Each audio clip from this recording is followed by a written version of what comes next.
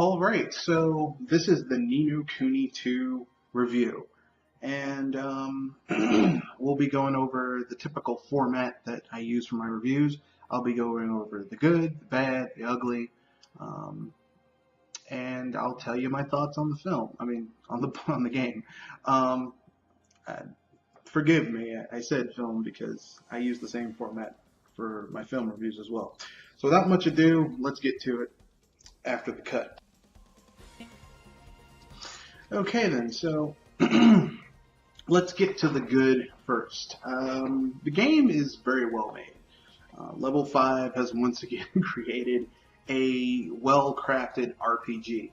The closest way I can really describe how this game plays is the game plays a lot like Ni no Kuni, the first game, and kind of like an unholy cross between Ni no Kuni, the first Ni no Kuni, and what's the other game? Rogue Galaxy, which is another level 5 title. So, I mean, the game basically has that type of feel to it. It's very methodically paced and everything like that. Combat is a little overly simplistic.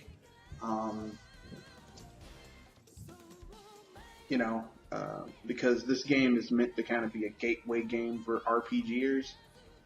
But there's so many different player systems in the game that basically you can find something for everybody. There's hardcore, not hardcore, there's some light kingdom building, there's, side quests, fetch quests, there's an interesting story, there's some strategy in taking on weapon types, doing certain amounts of damage to different types of enemies and not doing damage to other types. So, I mean, it's just very, it's kind of a hodgepodge that normally wouldn't work, but Level 5's been doing this for 20-some years at this point, so it all comes together relatively well. The bad after the cut.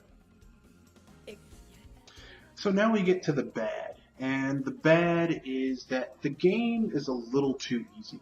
It's, if you're kind of an old vet at playing JRPGs, then this game is really, really easy. Which is kind of disappointing because most of Level 5's games, especially their JRPGs, tend to have a really good difficulty curve. They start off kind of hard, and then you reach the point where you're beginning to get a hold of things, and then at the very end they get kind of difficult, so you kind of have to roll with the punches almost. This game has a completely different thing going on. Basically, the game starts out easy, and then it just continues to stay kind of easy. It's kind of like, Jesus, why is this game so damn easy? It's one of the flaws of the title, in my opinion. It's just too damn easy, but that's just my own personal opinion. I know some people are going to be like, how dare you? But yeah, the game is really, really easy. That's my only real direct criticism of the title. So we'll get to the ugly after the cut. So now that brings us to the ugly. And the ugly is that this game is not as good as the first Ni no Kuni. The first Ni no Kuni was a better game. Now, the good news about that is that the drop in quality isn't precipitous. It's like if the first Ni no Kuni was an A-, this game's a B. There are just minor things that are wrong with this game. Mainly, this game is a smaller game. When I say it's smaller, I mean that it just feels more confined.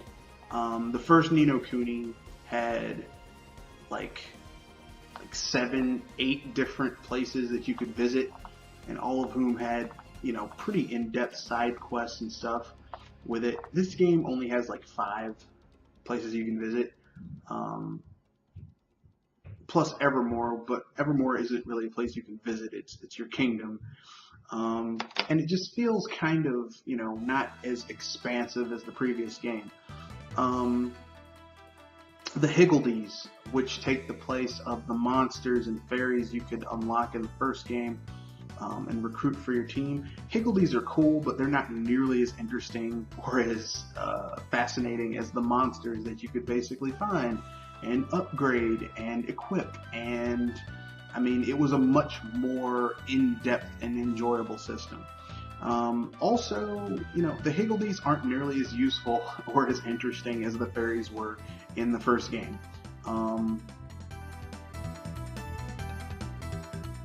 Lofty is not nearly as interesting as Nosy was in the first game, even though they essentially the same character, just not as interesting. So with that being said, I'll give you my overall thoughts and upcoming events after the cut. So my final thoughts about this game are this: if you want to play a wonderful JRPG, solid JRPG with beautiful graphics and a hodgepodge of things that would seem like they wouldn't go together, a gumbo, if you will, of a JRPG, this is the game for you. Is it as good as its predecessor? Not quite, but close enough. Upcoming events, we have some really cool stuff coming along. We will be doing a Tavern Tales is coming this week, and I'll be giving just some thoughts about the three failures of the video game industry. These are companies that were in the video game industry and just, tanked. And we'll talk about why they tanked and how it could have been avoided and stuff like that. So with that being said, that's the end of this podcast, or sorry, this review, and stay tuned. Oh, and forgot to mention this. So we also will be having Sci-Fi Power Hour, talking about upcoming movies we're really looking forward to this summer, and that'll be this Saturday from 7:30 to 8:30, and this Sunday BS Busters 7:30 to 9 o'clock. Both of these are Eastern Standard Time, so I don't know what that is in your time zone, so stay tuned and good day.